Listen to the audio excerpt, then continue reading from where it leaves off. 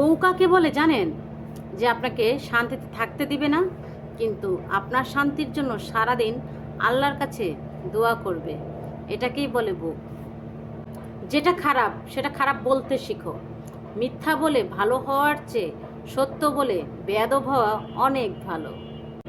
কবি বলেছেন, ছেলেদের নেটে তখনই সমস্যা শুরু হয় যখনই তার 3টা গার্লফ্রেন্ড একসাথে অনলাইনে আসে।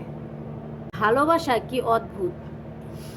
কেউ ভালোবাসার জন্য পাগল হয়ে ছটফট করে, আর কেউ পেয়ে অবহেলা করে।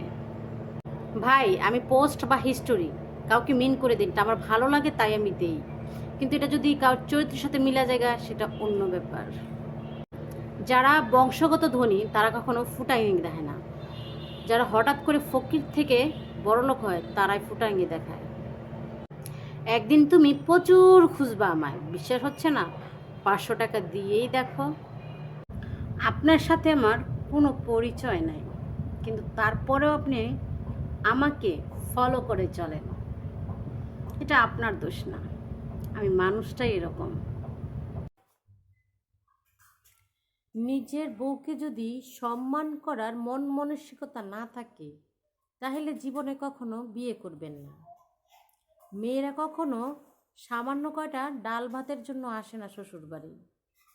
সম্মান, ভালোবাসা জন্যই, এটাই জীবনে জরুরি। হয়তো আপু ডাকো, নইলে আন্টি ডাকো, ভাবি ডাকা লাগবো না, পাপির দলগল। জোর করে কি কাউকে আটকায় রাখা যায়? যায় না। মানুষ তো আটকায় ভালোবাসায়, মায়ায়। ব্যথা প্রকাশ করার পরেও যদি তুমি ব্যথাই দাও, তাহলে সেই ব্যথা প্রকাশ না করাই ভালো।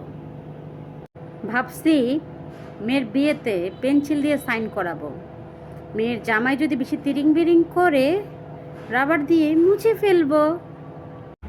বয়সটা অল্প হইলেও অনেক সঞ্চয় করেছি, টাকা পয়সা না, বাস্তবতা আর অভিজ্ঞতা। কি অদ্ভুত সমাজ আমাদের! পুরুষ খারাপ হলে ধৈর্য ধরো, আর নারী খারাপ হলে তালাক দিয়ে দাও।